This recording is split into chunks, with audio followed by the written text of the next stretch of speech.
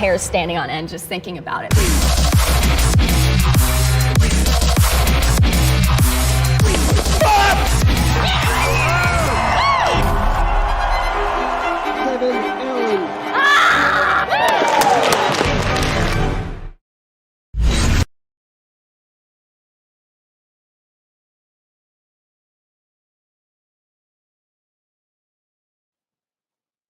Hey, Kim. Hey, how's it going? Good, good. This is our little 3.5 minute pregame. Everyone can still see it, but this is like, behind the scenes. No worries. No worries. I'm so glad you could make it on kind of short notice. No, thanks for having me. I just got back from Paris, so I'm a little jet lagged.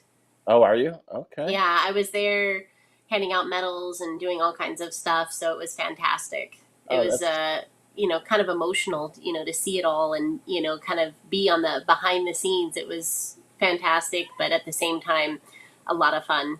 I that's don't know. cool. It was very different than actually being the competitor. Oh, I'm sure, especially with so many Olympics that you've been in. So Oh, without a doubt, without a doubt.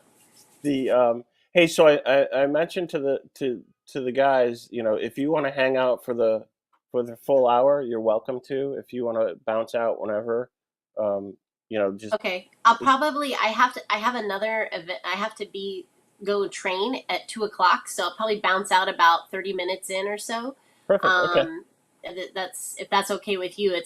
I Yeah. just didn't know because it was so last minute. I have to get some training in before my Yeah. next No, of competition. course that works great. So I'll keep that in mind, and but probably mention once Ashton gets in here too, so we all are kind of prepared for it. Awesome. The- Yeah, I'm so excited that we got you on here. I we're always trying to find new events to feature, and the Olympics are so great for that, and so we still have yet to get a team handball player though, because Devin Allen has been obsessed with handball. So by the end of the shows, we have to have one handball player on. So if you know anybody, let us know. Oh man. I mean, definitely. But, right off the top of my head, I'm trying to think. There was a girl that I did know in handball, but I don't know if I still have her contact. Yeah. So Okay. sorry about that. I wish I could help. It's all right. I roomed a little bit with Ginny Finch. So I had some Oh, connections we did some events and stuff in the past. So had roomed with her one time and then with some of the other girls. Um, Also knew a lot of the water polo guys through the years. And, I think over time you kind of get to meet quite a few of the oh, people. yeah. So my list can go long, but I I'll think your Rolodex of Olympic athletes is pretty big. well, the thing is like, I don't know if who's still competing or who's not. I mean, after 6 Olympics, they all kind of go like this. Yeah. And so it's been a lot of fun, but at the same time, some of them have retired now and, have moved on. So I haven't been in touch with some of them in a very long time. Yeah, so the way that we do this, and we've this year, so we've done the last three Olympics, summer, winter, summer, and so we've produced about 60 of these shows, maybe a little bit more, 70. Um, but I like to bring in, it's once you're an Olympian, you're always an Olympian. So I do like to bring in current and past and future. So I'm always, you know, I love featuring athletes in content, and so much respect for what you guys do. So Thanks. And yeah, it's incredible when you're with and surrounded by all those athletes because you're all like-minded. Even though you're in different sports, you find that we all kind of have the same drive and the same passion and the same discipline, just in different areas, obviously directed towards different things based on the sport that they're competing in. So it's really fascinating when you're at the Olympics and surrounded by so much greatness and so much passion. And yeah, it's always inspiring. So I get it. I think this is fantastic. And yeah, if I can help you in any way, I always will. I love it. I love it. So it's official. It's 4 o'clock Eastern time. So we are live with the world's greatest live stream show, and I'm Bob Siosik, founder of World's Greatest, and this is one of the greatest Olympians that you will ever meet. It's Kim Rhode. Kim, tell us who you are and what you do, and then don't be shy about your accomplishments. I want the laundry list. The laundry list. Well, it's great to be here. Thank you so much for having me. I am a 6-time Olympic medalist for shotgun shooting. I competed in 2 different events, international doubles trap in my first 3 Olympics, starting in 1996, 2000, and 2004. Then in 2004, then you got what? 96. I lose track, but the last 3 were in international skeet. And I've won multiple medals, 3 golds, 1 silver, and 2 bronzes. I'm only one of 2 Olympians in the world to have competed in 6 consecutive Olympic Games and medal at 6 consecutive games in any event.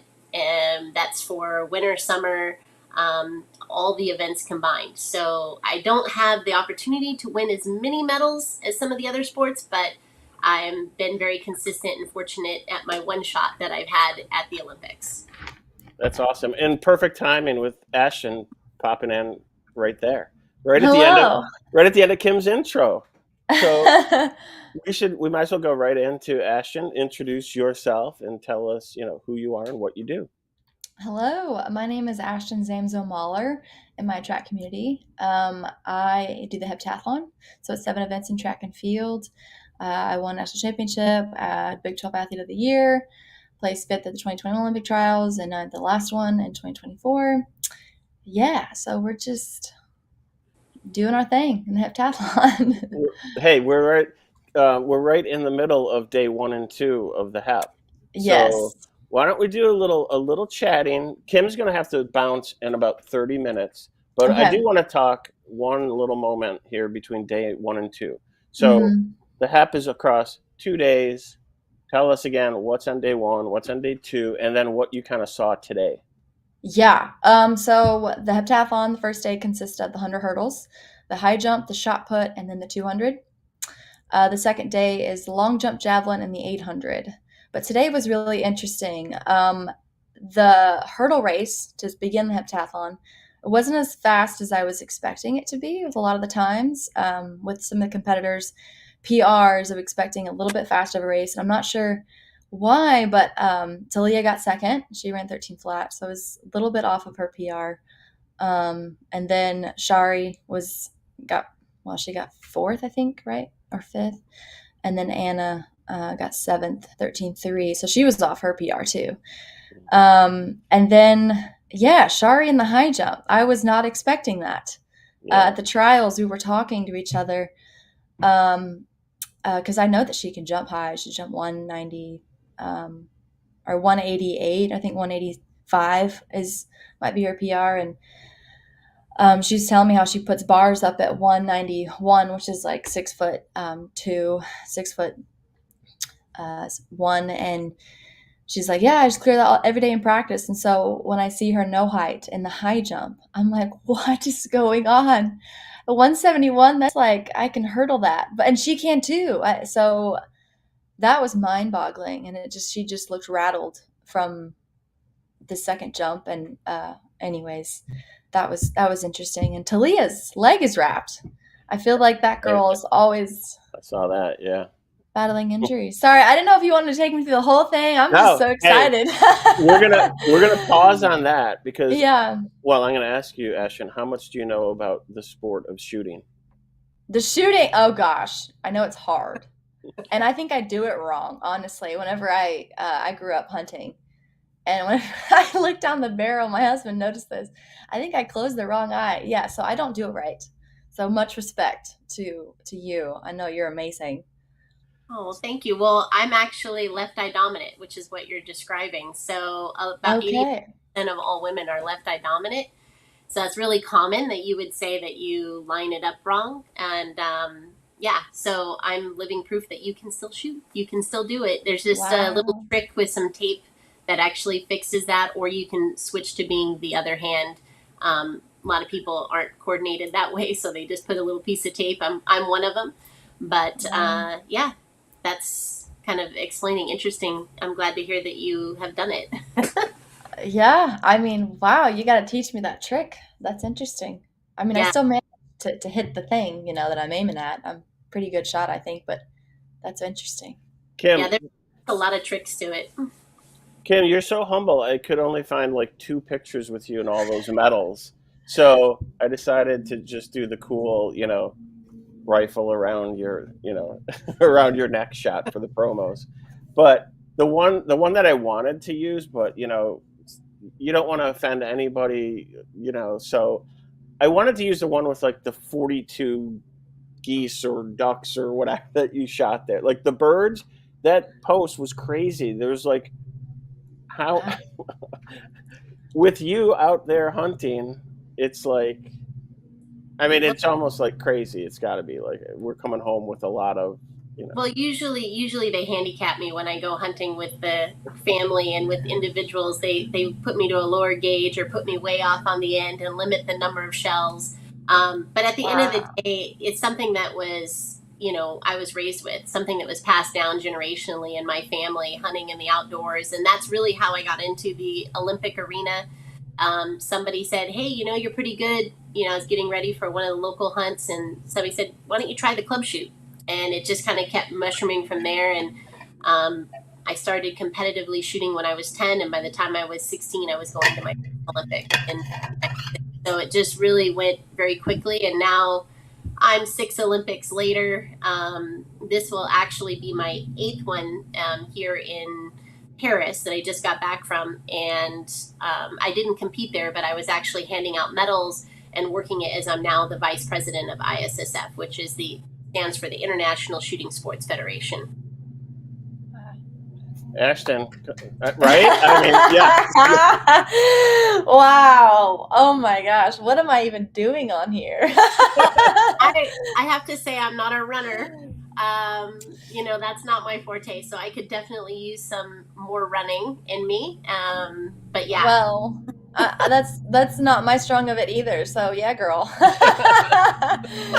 Wow, that's incredible. You're amazing. I would love to see you in action. Is there a video I could catch you on or look you up on somewhere?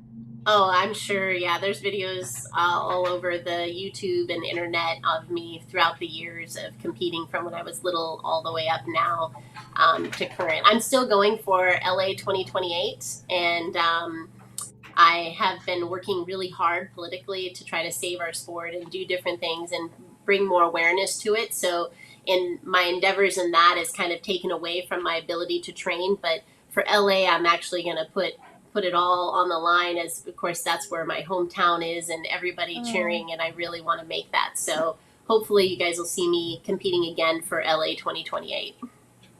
That's wow. so. This is a journey that we want to document. I already know the world's greatest has got to get in on this. So I'm gonna put it out there. We'll talk to your agents, and Now, we'll get. I love the science behind it. I think there's a lot of science in shooting. There's a lot of technical aspects that people can't see. I know that for the next Olympics, we're talking about bringing heart rate monitors and all these different types of technology so that people can actually feel and see what we're actually going through when we're out there. Because I think a lot of people don't realize the emotions, the level of concentration, and all the little subtleties that play into our sport that really make you or break you when you're out in that competition. Ashton, I'm gonna let you ask some questions here because Yeah. I see the wheel is turning. I have like 42 questions listed here waiting to go, but I'm gonna let you ask the first one. Well, I'm just so interested. I've never watched a competition like this. Can you take me through one of your competitions?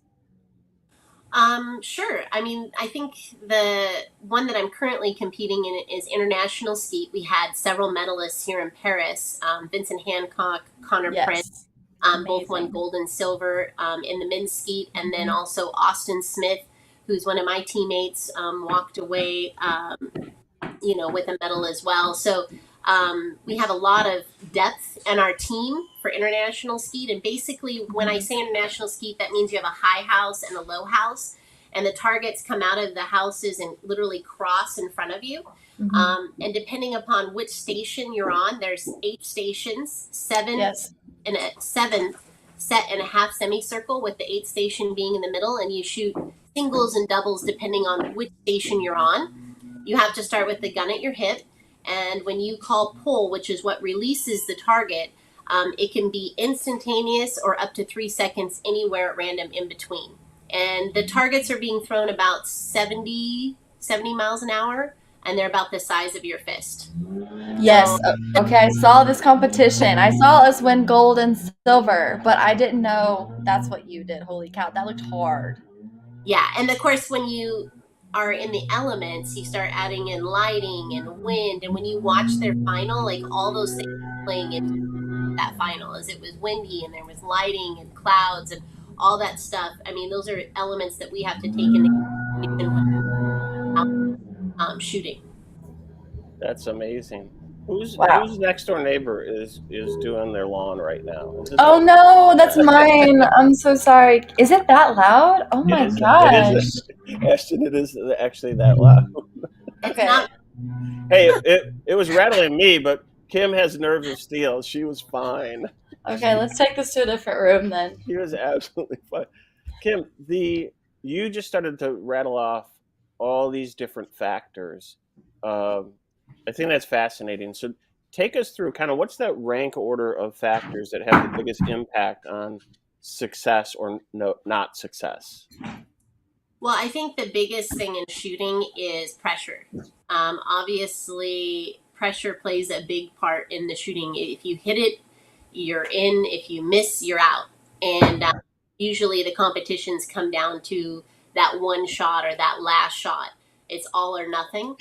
So there's a lot of, dealing with pressure, dealing with, yourself, a lot of mental aspects that go into it that you don't see. But then you also have the elements. I'd say that's right up there as number 2 is being able to shoot if it's windy, if you have, a heavy rain. I mean, I've shot in sleeting snow. The only time they'll stop a shooting event is if there's lightning, because obviously holding up a metal gun or a rod isn't a good combination with lightning strikes around. So that's the only time they'll stop a competition. So, you get 30-mile-an-hour winds or 20-mile-an-hour gusts, those targets start dropping and jumping, and you have to still be successful and hit the target. So it's about being a machine, putting yourself in those elements, and really training to have the same outcome no matter what's thrown at you. And and then you talk about the focus factor, being able to take a very large picture and narrow it down to where you can literally see the rotation of the target as it's spinning at 70 miles an hour, or slow it down so that you feel like you have more time. And I think a great example of that, and you may have experienced this having shot a little bit, is when you first start, it's like super fast. And you realize that as you shoot more and more, you kind of go, oh, wow, it's really slowed down. Like they don't seem quite as fast. And that comes with, understanding and developing your eyes and your mental and, swing and a lot of other factors that go into our sport.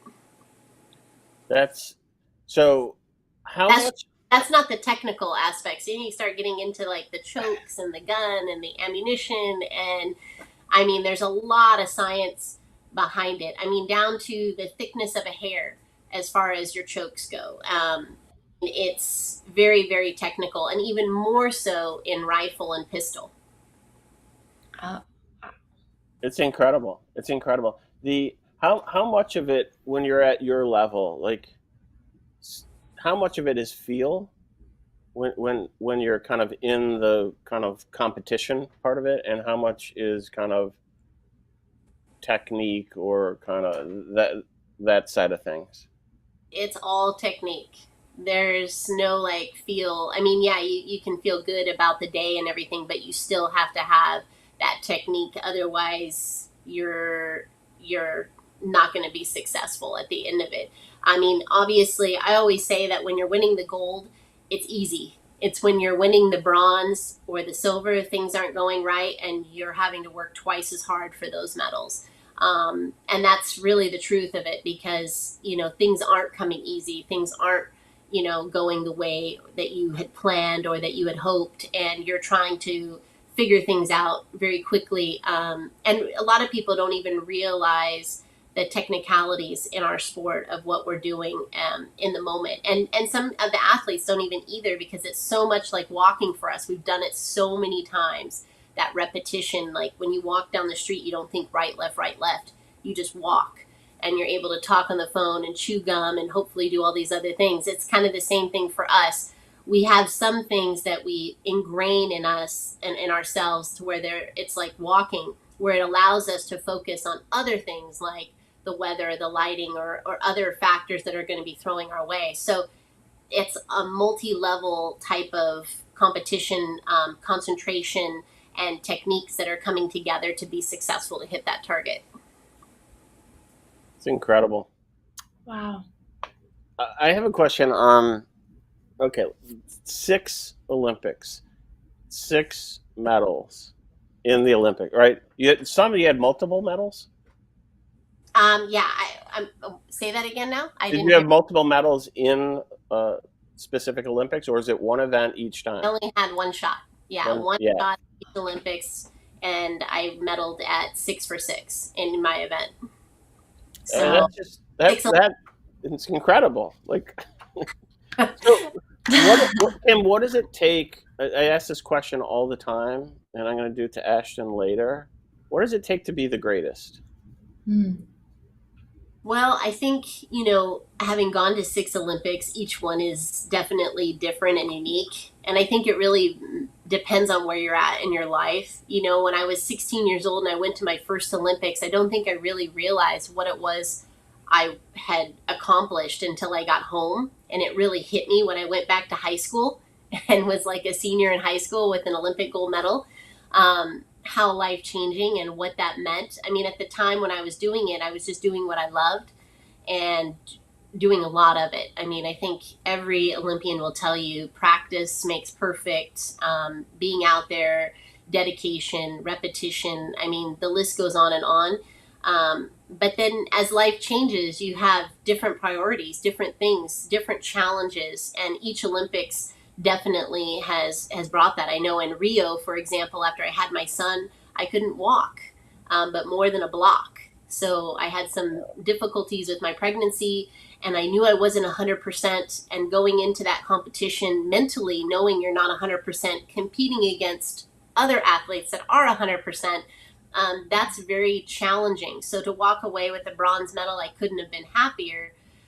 Because of the hurdles that I had to overcome and hadn't quite overcome, to be truthful, when I was in that Olympics. So, each one is unique. And I think every Olympian will tell you that when they're standing up there on that podium, whether it be gold, silver, or bronze, I can attest to this, it's about the journey that it took to get there. I mean, that's what flashes in the seconds as the flag is raising. That's what comes back in the moments, and has, every athlete, coming back again and again. I mean, it's every emotion hitting you at once. You want to run, scream, cry, jump up and down. You just don't know which one to do first. And it really doesn't matter the color, because it's the journey. And that's what every Olympian will really tell you. It's overcoming those obstacles when everybody tells you that you can't, or defying the odds. And I mean, I can't tell you how many times I've been told my career was over, and to prove them wrong again and again. I mean, that's really what an Olympian is, and what it means to represent your country, to wear that red, white, and blue on your back, and see that flag go to the top of the pole and the national anthem playing. I mean, it's a huge honor. It never gets old. It's kind of addicting, I have to say, after 6. But at the same time, it just makes you appreciate it that much more. And yeah, I mean, I hope that answers your question. Well, I want to boil it down to 2 or 3 words. Give us those 2 or 3 words of you really feel like to be the greatest. To be the greatest, I would say resilience. I would say competitiveness. You definitely have to have that competitive edge, And I also have to say that I love that moment when it comes down to that singular target and it's all or nothing. I think that's something that I truly live for or love. Um, and be willing to face your fears, put it all out there on the line. Because if you're not willing to face your fears, they'll eat you alive in competition. Mm-hmm. That's amazing. You're leading right into one of my questions that I love asking, because this is why. So by the way, I named the company World's Greatest for a reason. It never was World's Greatest is the destination. I always say this. It's about the journey to greatness. So Mm-hmm. it's not about us having someone with 6 medals consecutive Olympics on the show, although that's what we're doing today. Um, it's about the journey, right?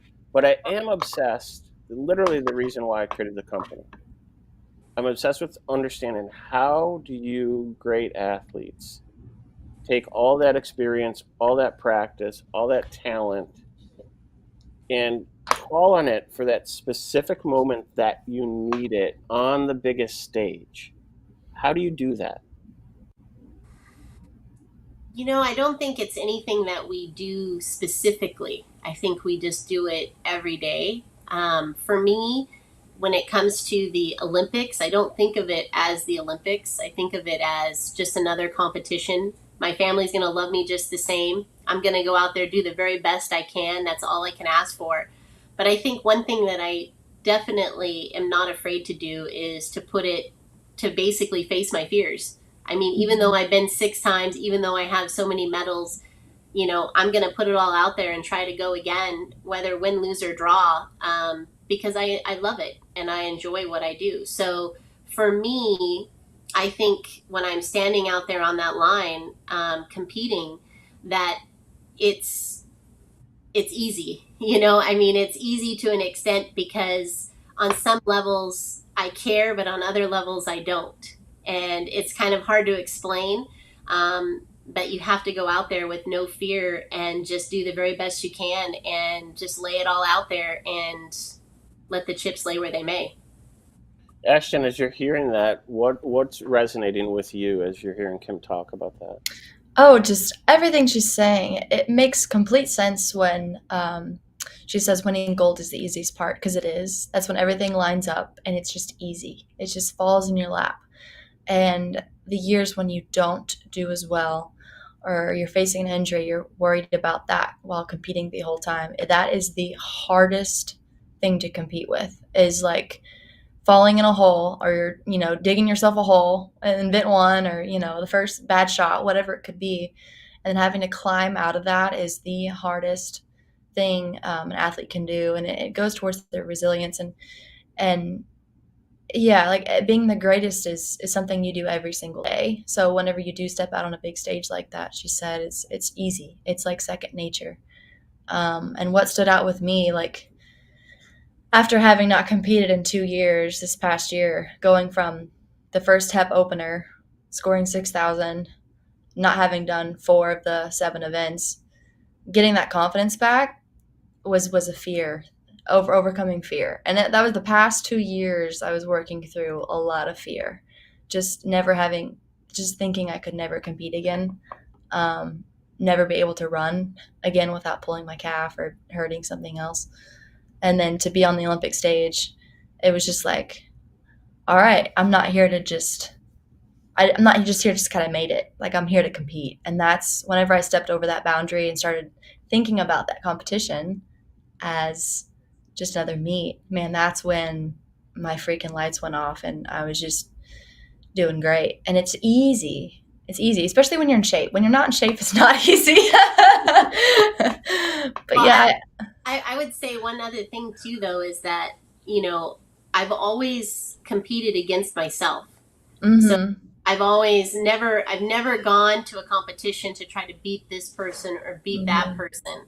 I've always gone to the competition to do my best and compete and beat my goal, what I set for myself. And Mm-hmm. I think because when you reach a certain level, there's nobody in front of you. You have to do that. So you have to keep yourself. And at the end of the day, I think a lot of people forget that and don't realize that. They're always trying to beat this person or beat that person. And if they don't do well, then guess what? They don't do well either. So that's like one of the best advices I could give to any athlete is to truly just go out there and compete and do your best, because really that's what this is about. It's not about everybody else.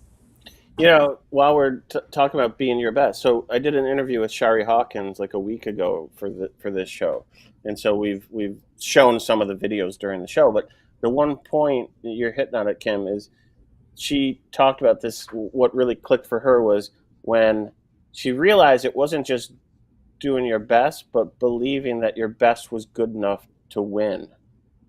So there's like one more little layer that she kind of realized in herself. The interesting thing with you, Kim, is you're on top of the mountain, right? But you still have to climb the mountain every time. It's not like you walk in and they just hand you the medals. So all that drive and determination and focus and practice. I don't think people realize how much you guys practice. No, definitely not. I don't know how much you practice, but I average anywhere. When I was in full training, I was averaging anywhere between 500 and 1,000 rounds a day, 7 days a week. So that's with a 12 gauge shotgun. That's a lot of shooting. That's more than any of my teammates even currently are doing now. Can you put that in hours? Like it would be hours? It would take me all day. I can actually do it fairly quickly, depending upon, because I have such an endurance to do it that I could actually bust it out really quickly, depending on if I'm shooting singles or doubles. But I can shoot 25 shots like lickety split, like, a few minutes. Like, it doesn't take me very long to go through 25 shots. So when you're talking about 25 shots, we're looking at anywhere between 500 and 1,000. You're looking at about 10, 20, 30, about 30, between 30 and 40 rounds a day of 25. So it's a lot. It's a lot. Wow. A lot. As the day goes on, we're lifting a 9.5 pound shotgun every time. So you're lifting 9.5 pounds, 800 or 500 to 1,000 times every day, and you're holding it steady. So I equate shooting to using all the little muscles in your back and your upper arms. We have a lot of arm and shoulder injuries. But basically, you put sandbags on your hands and hold your hands out in front of you virtually a better part of the day. That's what we're doing every day. So before you got to head out in a minute or two here. Before we let you go, and Ashtin, I'll let you think of one more question before we let Kim go. But I wanted to ask, what's one thing outside of shooting that, because of you have all these skills that are like superpowers, what's one thing that you're really good at that you're applying all this, concentration and physical endurance and hand-eye coordination? Like, is there something that you're like, I'm really good at, buttering bread, or what is it that?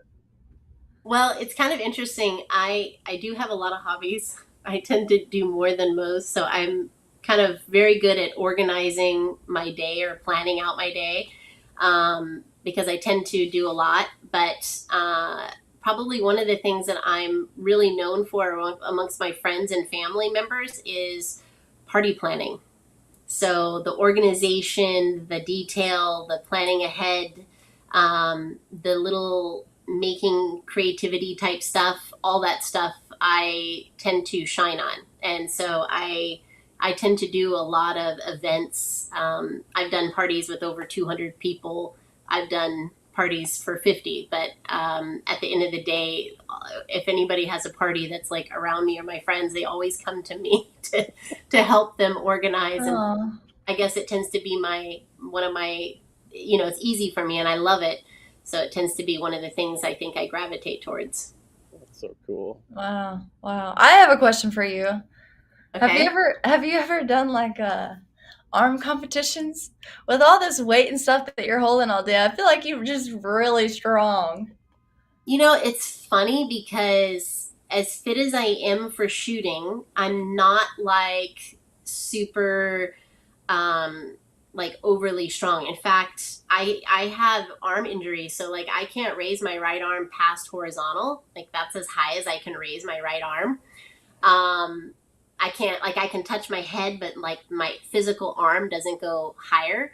Um, Yeah. so yeah, I wouldn't say that I'm exceedingly strong, but I definitely have like the endurance to hold my arms out in front of me with like weights on them for abnormally long periods of time comparatively to others.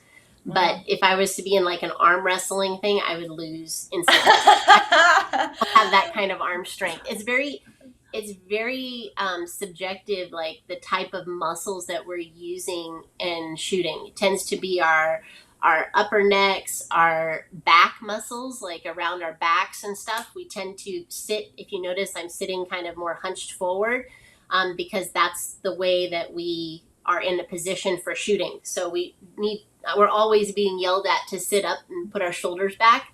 But for us, comfortable is hunched more forward. So um, our muscles tend to be overly developed one way and not the other. And but strength is not necessarily key in our sport. And that's one of the unique things about it. It doesn't matter if you're a man, a woman, a child. Everyone can compete on an equal playing field. And in fact, in the old days in the Olympics, men and women competed equally. And we might even see some of that come back in the future or in, upcoming Olympics even, because we are one of the few sports that, size, strength, those types of factors don't play into it. It's more about hand-eye coordination, muscle memory, focus, and being able to read those elements. Well, Wow, that's really cool. that's a great way to grow the sport right there, right? Mhm. Just men and women together. Yeah, and I mean it's the way it's always been. When I was young and competing, I mean, we competed against the men. It didn't matter. And even a lot of the competitions, even now in the United States, men and women, they have an open category where we compete equally against one another. So they do have a men's category as well and a women's category and different categories for like sub junior and stuff, but they also have, an open category, and quite often more than not, men and women are in that final competing head to head.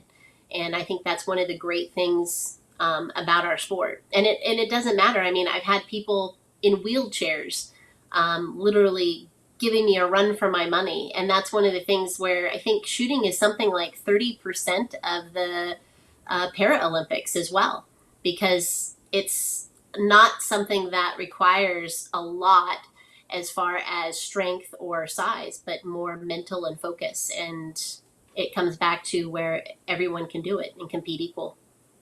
Well, you're leading me right into we got to have you on the Paralympic version of the show that's coming up in a few weeks. So Kim, Sounds we're gonna let you go.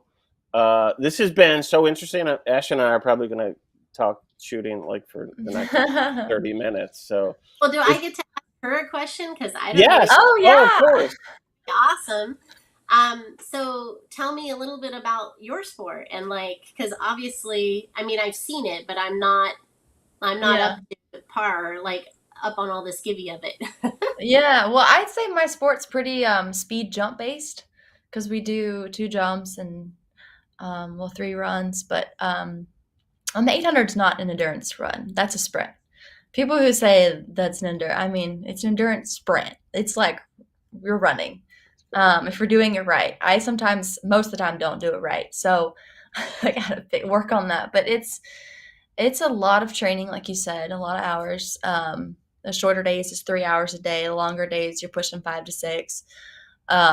Especially if that's like if you can just solely focus on that, but not a lot of multis is what we call ourselves, who do multiple events.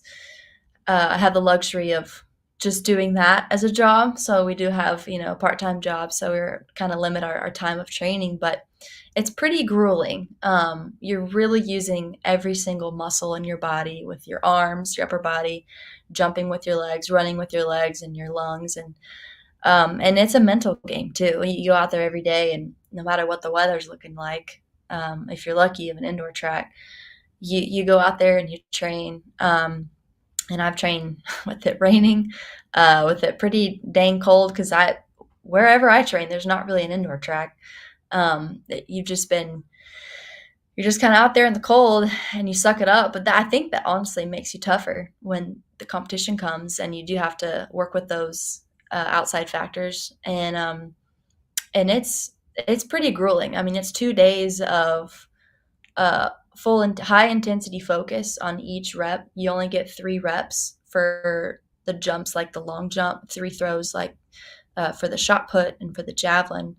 Um, meanwhile, like the open events, you get 6 throws, so you kind of have some leadway in there for some mistakes, but not in the hep. You just get 3 and you're done, and that's why you see a lot of people, like I said, Shari, they'll no mark. So it's 0 points, and that happens, you're out. I mean, there's like no way you can come back from that because typically a good heptathlete scores around like 800 to a little over 1,000 points in each event, depending on how the event is measured and weighed point wise. Like for shot, they base it off of the world record in each event at a certain time is how they score the events. And so for the hurdles, I mean, it's normal to have girls earning more than 1,000 points because we're running pretty fast in the hurdles, based on when the world record was set back then. The shot put, Heps aren't throwing that far, so we don't get that many points in shot put. So it's really kind of like you really work towards, you're good in most events, not all of them. And then the weaker events you work towards getting better. But I'm pretty average in all the events. My weakest one is the 800 and the strongest one is the javelin. So it makes for a really interesting competition over those 2 days and just 8 hours each day of just like weighing out points and seeing how far or high or fast you can run. It's a lot of fun, but very exhausting. It takes about a week to fully recover after doing a hep, like mentally, physically. Yeah, it's crazy. I know that when we're done with our competitions, we're pretty wiped out too. I mean, just from the day, I mean, a lot of times they'll just come back and be exhausted, just from, the sheer focus and what we've, had to go through in that day.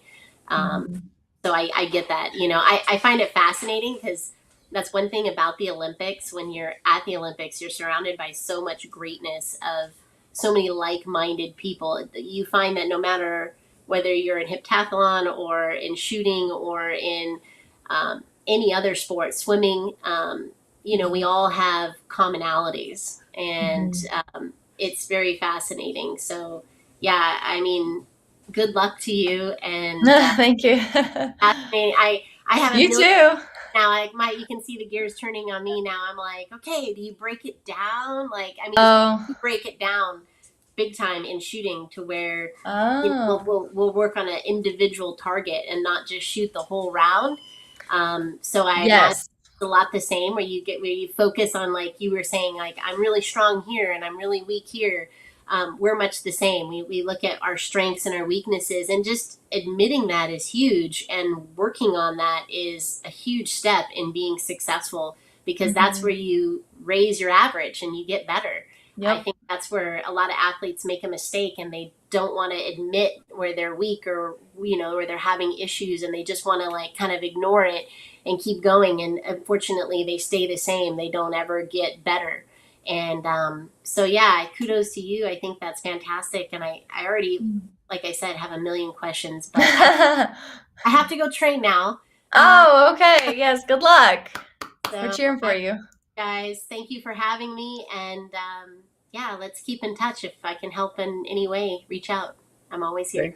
Kim, thank you so much. And already, I absolutely want to have you back on. And so I'll be back in touch. This is fascinating. I'm so glad you were able to stop by. I appreciate it.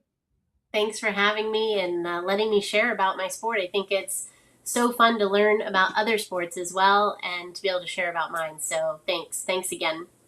All right. Have a good day. See ya. Thank you, Kim. Bye. That was incredible. Yeah, she is so cool. Oh my gosh. Like, what? I'm gonna go train now for 5 hours. Hey, that's insane. I've never shot a gun or a rifle, but now I know when I do it, I'm gonna go with her, and she's gonna teach me properly. Oh, heck yeah. I would like to learn from her, actually. If we shoot the same, I'd like to know what kind of pointers I'm missing to really dial it in. I'm pretty good shot. I grew up hunting, like I said. I grew Yeah. up doing that. And yeah, no, you get some guns with a kick and ooh, you're sore the next day. I cannot imagine. I'm so sorry. My family is blowing up my chat. I cannot imagine doing that 500 times. Like, That's what? crazy, In isn't one it? day. In one day.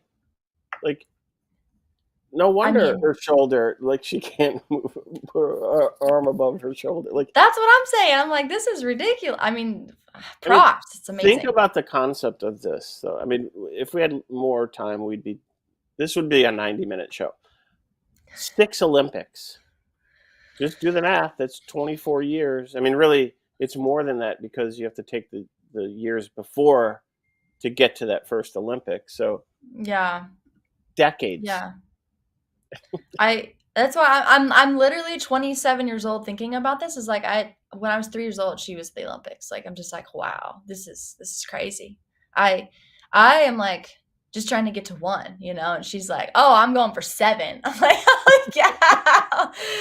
God bless you.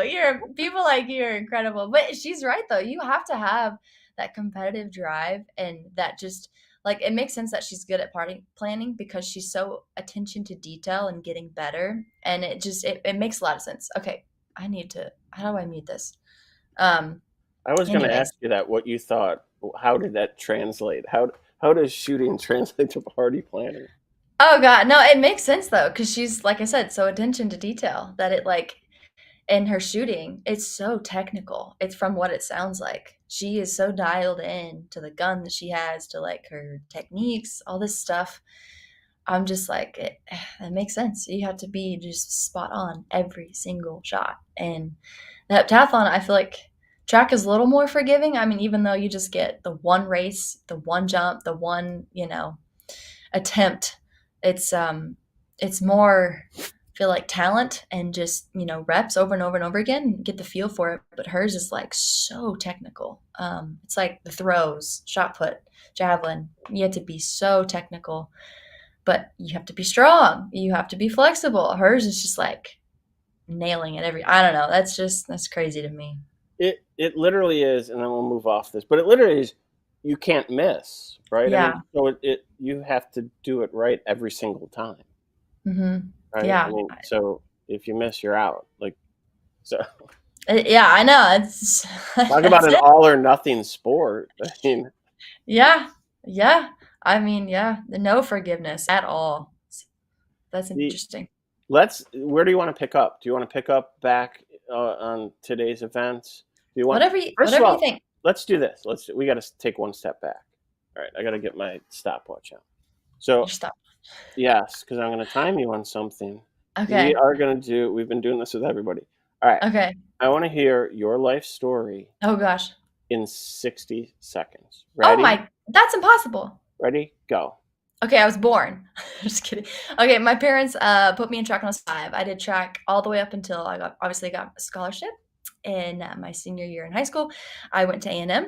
Then I transferred after my freshman year, went to UT. I ended up winning a national championship, Big 12 Athlete of the Year. Went on to do the Olympic trials in 2021. I got 5th. I got married actually in 2020. I can't miss that. My husband just came home a while ago. And we have lived in a camper, traveling the world, going to track meets, or the country, going to track meets. We have lived with our parents after our camper got told of. Now we're in Nashville. My husband's doing music, so I'm training here in Nashville. Just compete at the Olympics in 2020 for this past Olympic trials, 2024. And yeah, I've been hurt the past 2 years, so just coming back from that has just been the biggest challenge of my life, but it's been great. 57. Ah! 4. Okay. That actually, if this was an event that you had to do it like right on, you have the gold medal. No one has matched that. Oh my! Well, they I either- skipped a lot, but I did So my best. normally how we do it is like we I don't know if we've done this with you, but when we do our like super doc series, which are those little 2-minute, minute 40, 2-minute doc, we'll do 3 passes, 4 passes of that. So one normally all you athletes, you just talk about athletics, and then I'm like, yeah, but what about like family, pets, husbands? Yes, yes. And then Yes. it's like music and Mhm. food and whatnot. Food. One of the things you had sent over that video. So Quincy, our producer, I want to play that video. So when it plays, hopefully it plays because we've been having some technical problems. So you control the audio on it. So all the viewers who are here, including you and me, we control our own audio. So if it pops on, we'll go quiet, let it play out. It's going to be the travel vlog one. Gotta keep moving. Get there! There we go!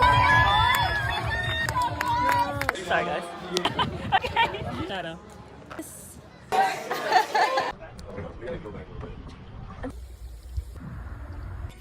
Should I call my sister? It's swishing in my hand. Oh yeah, they give in Miami.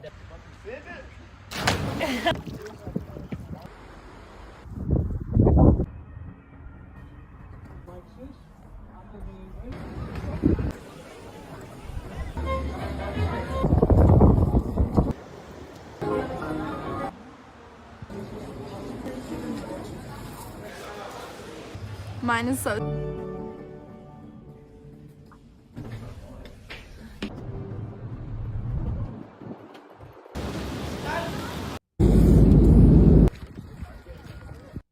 So I love that video. I mean, first of all, there's no copyright infringements, so there's that. Secondly, It's all yours. secondly, it just gives a peek inside your world. So a lot of times, as you know, when we see athletes, we're watching the Olympics, and we pretty much just see you guys compete, but you're people. Mhm. And by the way, in the world of track and field, you travel the world. So Yes. when you see that video, what are the memories that you look at and go, "Oh, that was really fun"? Oh man, just spending time with the team afterwards. That canoe trip, that everyone hated it because they competed. I didn't actually compete because I pulled my calf right before we started. So I was just sitting there cheering and videoing everyone, helping coaching the whole meet. But afterwards, when we got to spend time together, the USA Team USA with the Germans, it was so much fun. And we got to swim and eat some berries, some fresh berries, and look at nature. And yeah, it was a lot of fun. And obviously seeing Frankfurt, Germany, somewhere you've never been before that has food you've never had before. I mean, buildings you've never seen. It was just beautiful. Little scary when you're by yourself, but it's beautiful. So that was a lot of fun. That's cool. That is cool. I want to talk a little bit about the injuries in the last few years. How do you get through all of what you've gone through? How do you find, the moments of like, all right, I'm grinding through this, I'm getting through this, I'm committed, I'm coming out the other side, and I'm going to be better than I was. Like, how does that happen for you? It's a couple different things, if I'm being honest. Because I did want to stop. And the first thing is like, okay, God, what are you trying to tell me? Is there something I need to change? And there was. It was a mental block I was dealing with, that he was trying to change the way I thought about things, especially with my coach. And because after Worlds, I went to Worlds 2022 at Oregon, first time in the United States, which was really special. I was so mad at the way the competition went. So frustrated about my score that I just kept training and training and training, training. Wolf, my husband, and also my coach, who said, you need to stop. You need to rest. Your body's tired. So I no, I'm doing another one. So I went and competed in September, so a month and a half later, at a meet in France, which was a lot of fun. But then it just got worse.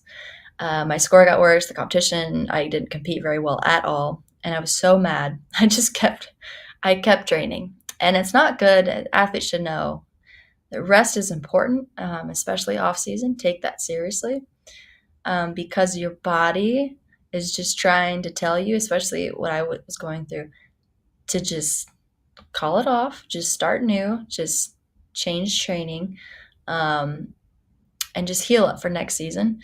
But no, I ended up tearing my calf about 4 weeks later because I just kept running. I was like, I want to be a better runner.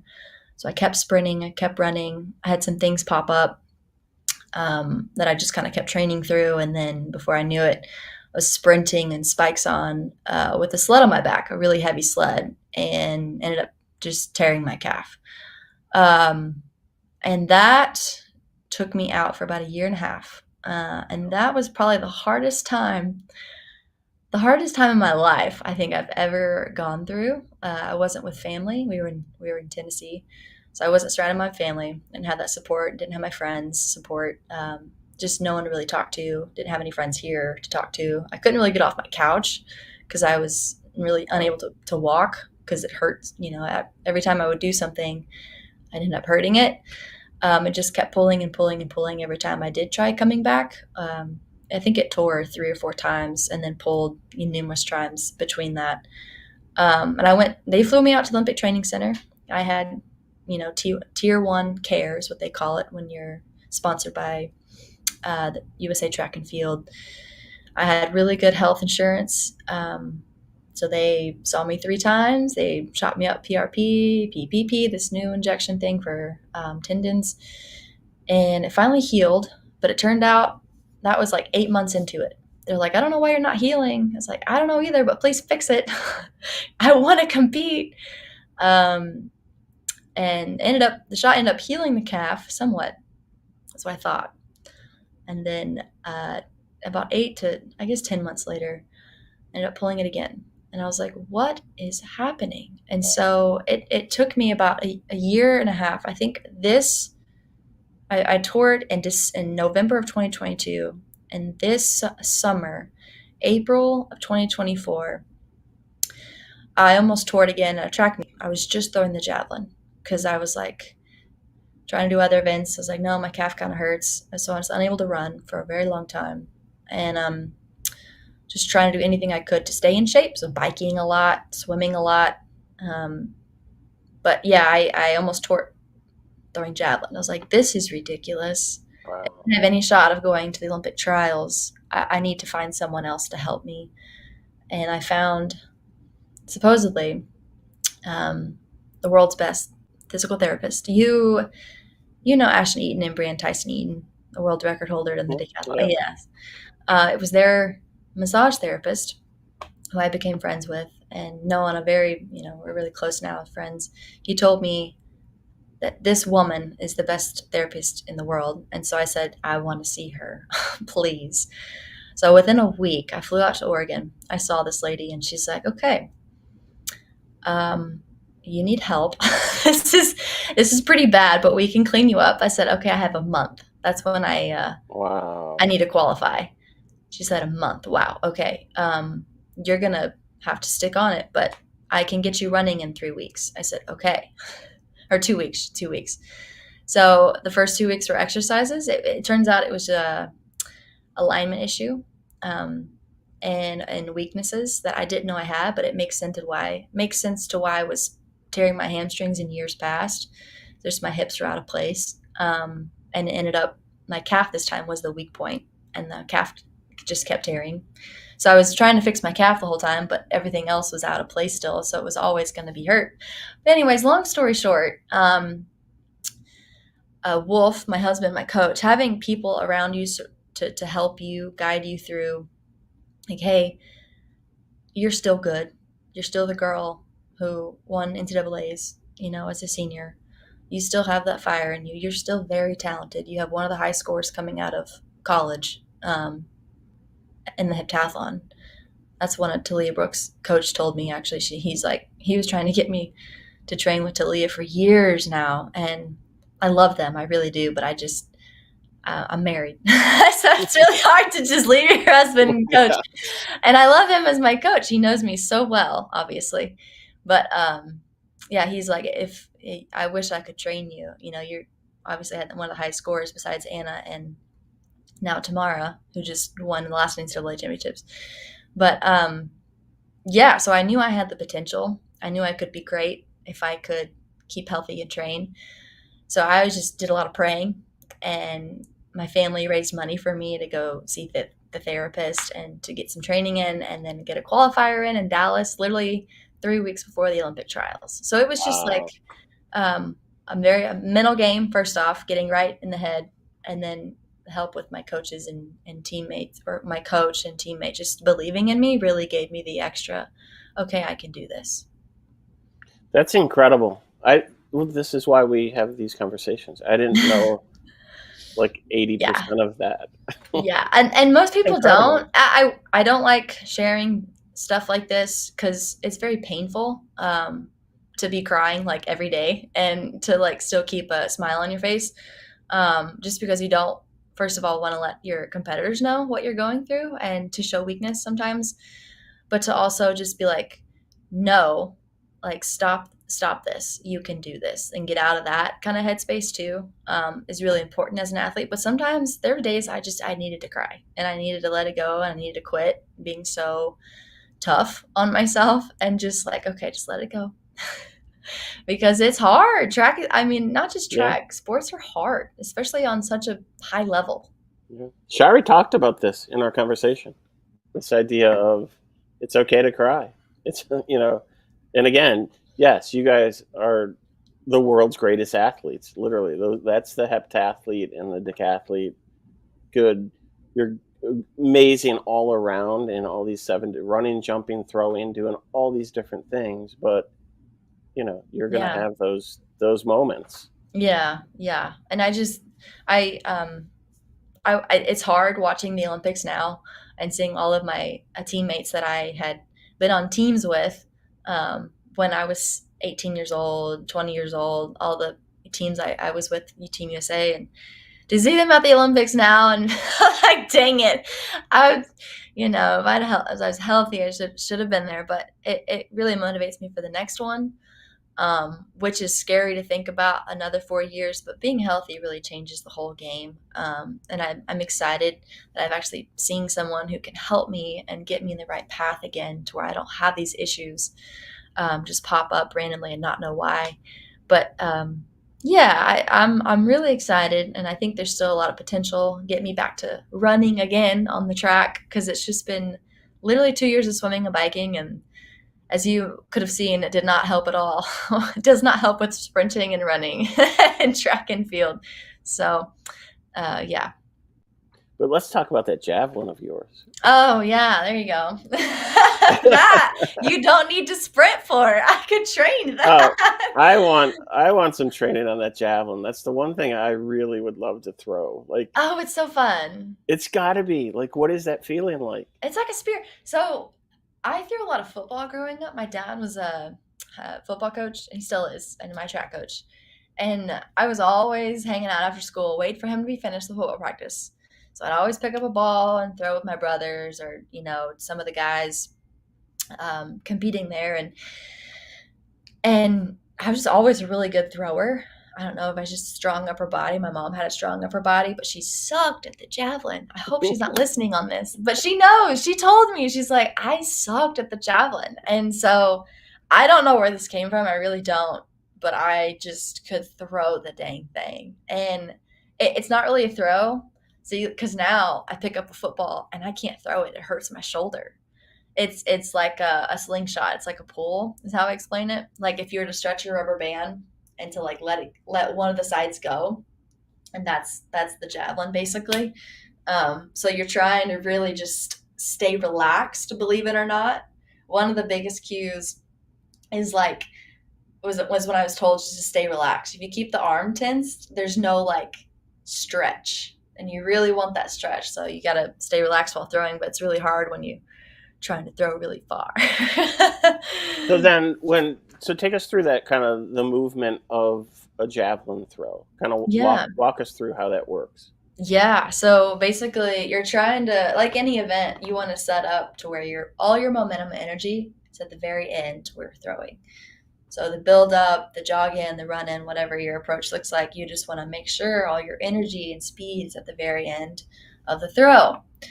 And whenever you hit the throw, you want to make sure your arm, so if I get in the shot, is completely far back as it can be, completely straight and far back as it can reach.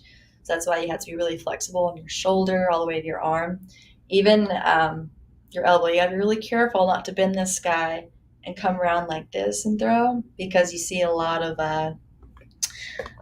tears and what do they call it? Tommy John tears, in their elbow. Yeah. A lot of baseball players get that because they're throwing out here, but that's how you throw baseball. Javelin, you throw like this and you're, ouch. You see a lot of those tears. So you really want to keep it back long and far and then over the top this way, stretching it and then releasing it as high as you can. But it really is that front leg that's... Yes, the block. Yeah. You definitely have to quite literally stop yourself. Come in as fast as you can handle and then quite literally put on the brakes the last 2 steps. Block is what they say with your block leg, right or left, whichever it may be if you're throwing right or left-handed. And just stop so all your energy from your legs go into your arm and out through the jab. So it is really intense of a throw. And I know when I hit a good one, when I feel the stretch from my bicep all the way down to my pec, I'm like, oh my God, that was it. And I could just see it fly. And I know that I hit it right. And those are very few and far between, just because as a multi, I don't throw all the time. I have a lot of other events I have to do. But yeah, those are always really satisfying moments. Well, too, you can't just like pick up the javelin and go throw it anywhere. Right? Yeah, that's hard. Yeah, you need an open space. And you need grass. Literally everywhere is turf now. So there's the track I used to throw on for javelins right next to our house. They are literally tearing it up this summer and putting in turf. So it's like, oh my gosh, where am I going to throw? I have to drive 45 minutes somewhere. So yeah, it's difficult because, it's nicer to have turf, but it's also, javelin's not a very common thing to practice. Yeah. It's like, this is a question. We're over our time already, but I feel like we have a few other questions. If you're okay to hang out for a couple of minutes. I mean, and Kyle Garland was supposed to join us, but I had to move our time to an earlier time. So we're gonna have Kyle on another day and maybe because I want to hear a decathlete and a heptathlete together. Yeah. So, I would love to talk to Kyle. I only competed with him once at USA's 2022. So. You guys have so much knowledge. This is what I've learned about the multis. There's so much knowledge, and he said to me, he's like, it's kind of cool because I can identify with every athlete out here. Yes. Talk about that a little bit because it's 7 events that you do. So it's... Yes. No, the one actually I don't identify with is the distance. The 1500 and above. I know how to train 800. Believe it or not, I know how to train the 200. I know how to train the hurdles, the jumping, all of that stuff. And that's why I coach now. I have so much knowledge that I can help these kids way more than a lot of these coaches, which it's not a hit to anyone. It's just that track and field coaches usually are football coaches that come over and just kind of help track and field, especially in high school. But I love teaching these kids because, I just have so much knowledge. And now that I have the respect of the older coaches, they're like, hey, what do I do? Hey, what do I do in this event? Hey, can you coach this one too? I was like, yeah. But it's truly, I don't realize how much I know until the kids look at me kind of dumbfounded. I told them too much, and they've just never even heard of the basics. And so I'm like, okay, let's reel it back. Let's start basics and just go from there. But I do love coaching it because it's just can help so many kids and the right way to the right form, the right direction. The worst thing you do for a kid is send them on the wrong path. This is what you're supposed to do. No, it's not. Don't bad habits, man. You just never want to have those starting young. But it's a lot of events, and so you're really trying to perfect all 7 or 10 for Kyle. It's incredible. I mean, the one when we were shooting with Talia, so we have this series, the Science of Movement. We did one episode with Talia on the heptathlon, and this footage never made it into the show, into her episode. But one of the days she's like, I'm taking the afternoon off, whatever. And her afternoon off was to go to the pool. Yes, and swim. There is no days off. You guys don't have any days off. None. I mean, it's you're either doing 2-a-days where you're okay, morning lifts or morning runs and then afternoon lifts, or it's you just knock it all out. And I'm the person who I just want to knock it all out But yeah, there's no days off, and because it's from a health standpoint too. Even in college, my Yeah. senior year with Coach Flo, he'd make us, the whole team. He would made us every Wednesday night. We did yoga, and then every Sunday after traveling, he'd make us in and go get treatment.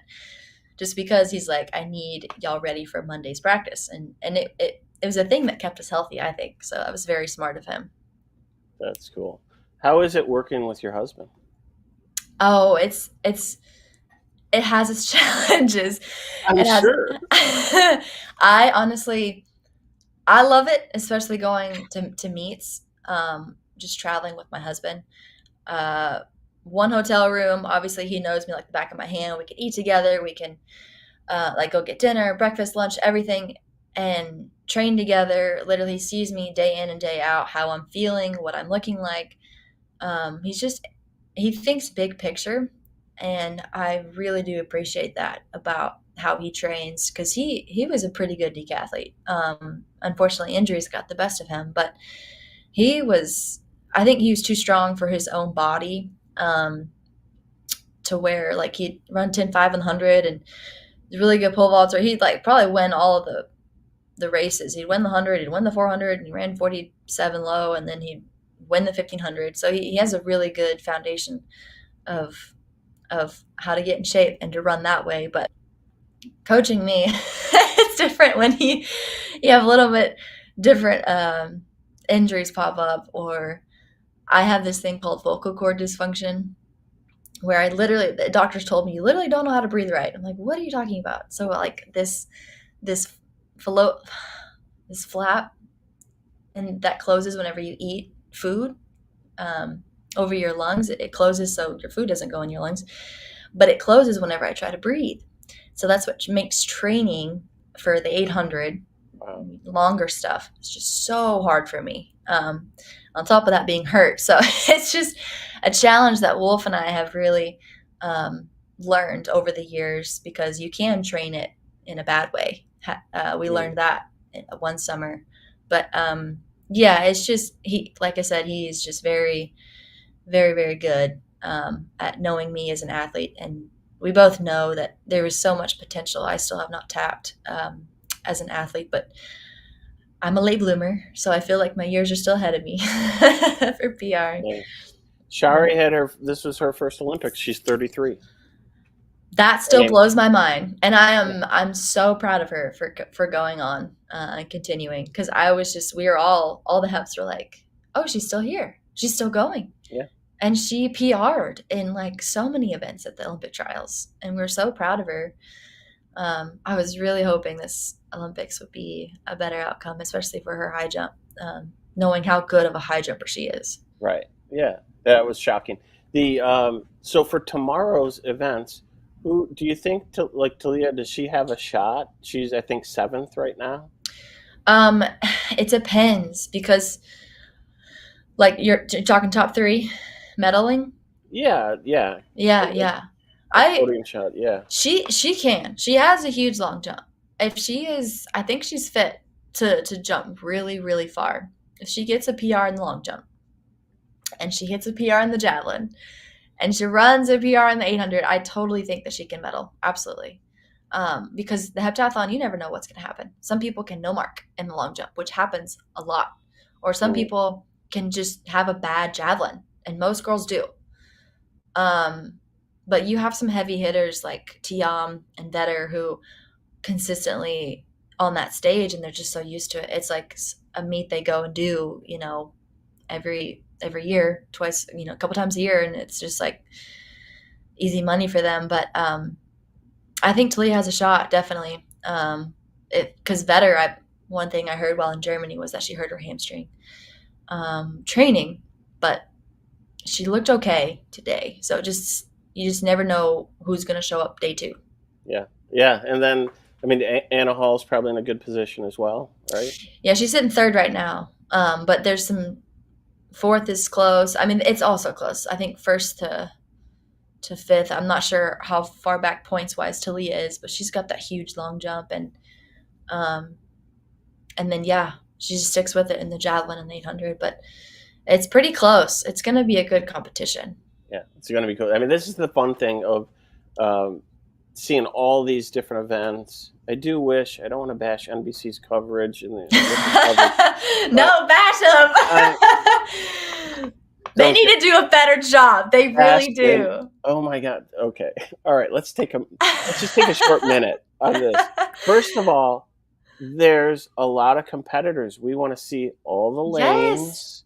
I want to see all the lanes, not one person. I literally was like, why? I mean, Anna Hall is great, but why are we just seeing Anna? We want to see everybody.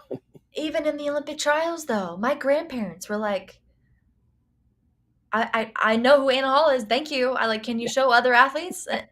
My grandparents. Doesn't it drive you nuts? Because for me as a viewer, and because I know a lot of you guys too, like I'm like, my wife's always like, who's that in lane 7? Who's that?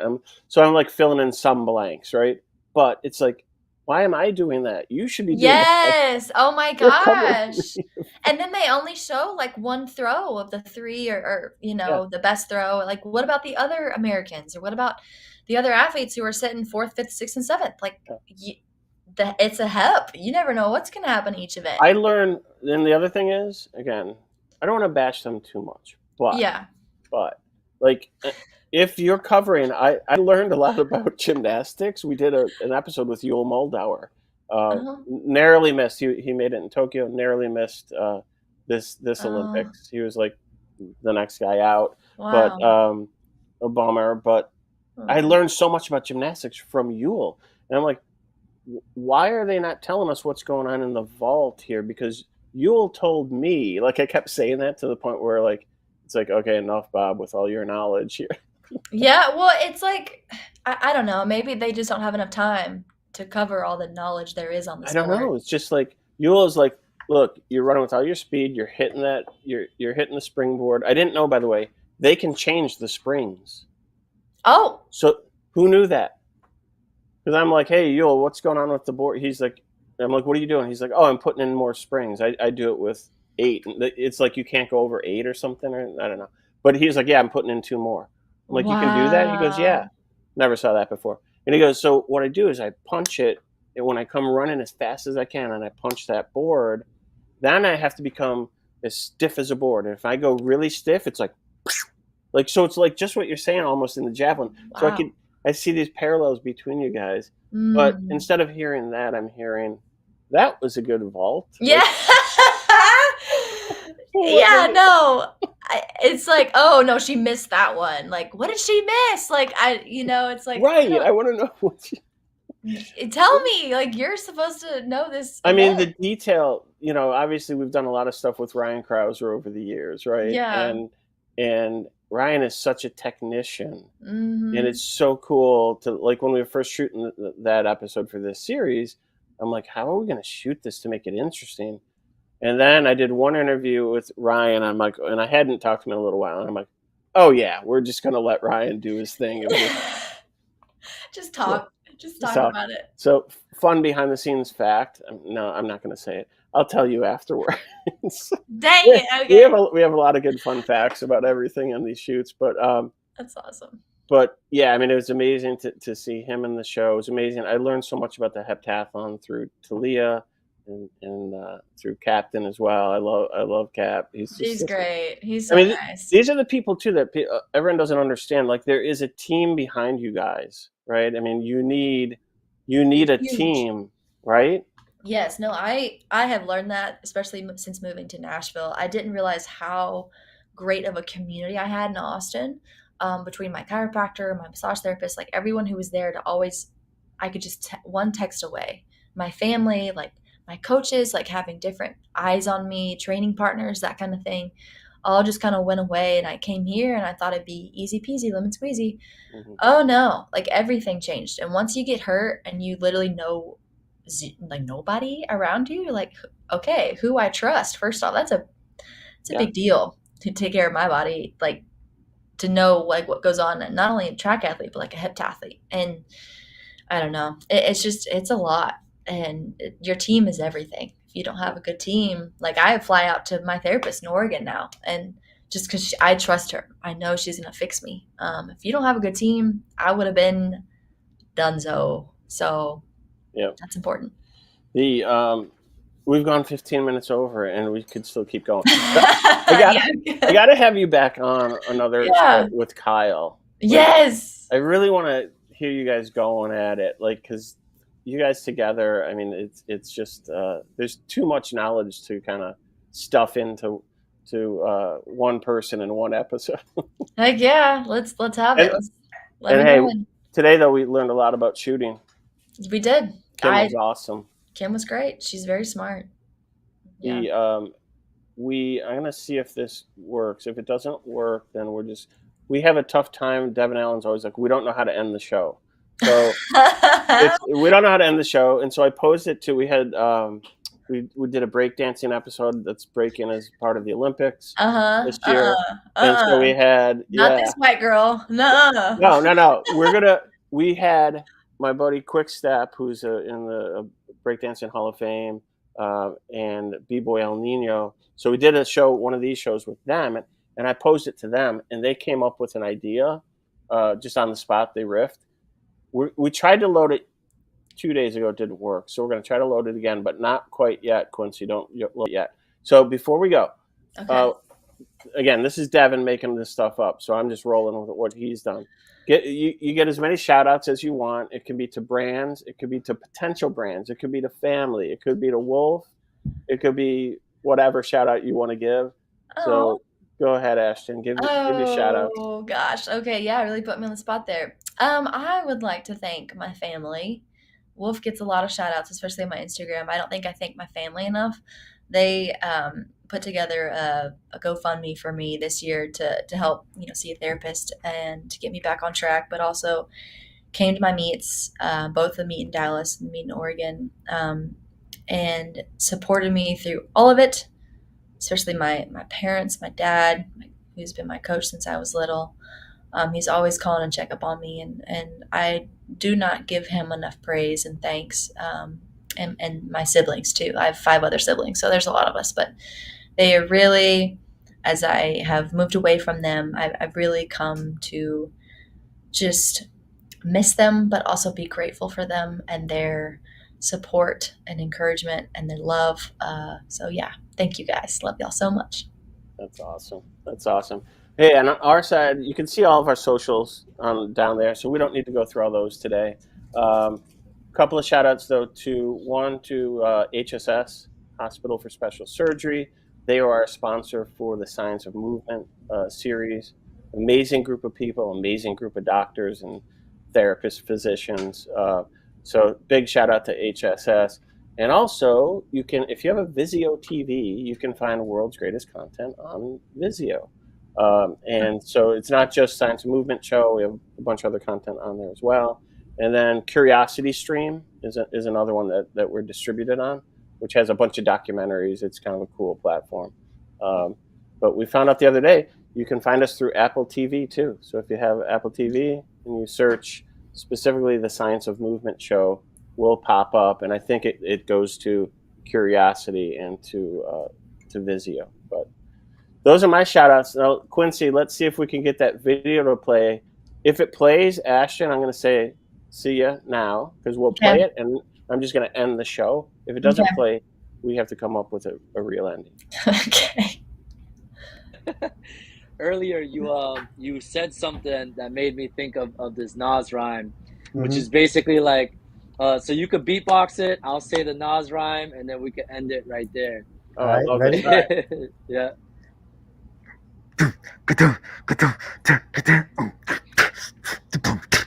Yeah.